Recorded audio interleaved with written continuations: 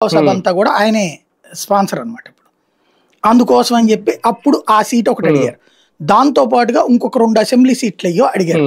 అది విజయవాడ సెంట్రల్ కూడా అంటారు ఒకటి.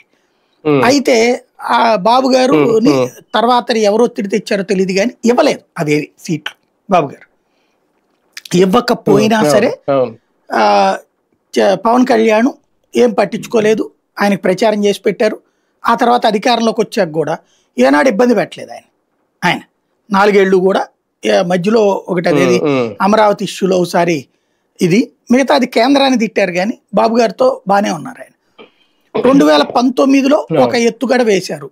ఏంటయ్యా అంటే విభజించి చూపించడం, అంటే ప్రభుత్వ వ్యతిరేక ఓటుని చీల్చేటటువంటి ప్రయత్నంలో భాగంగా ఆయన తెలుగుదేశంతో విభేదించినట్టు హడావిడి చేశారు.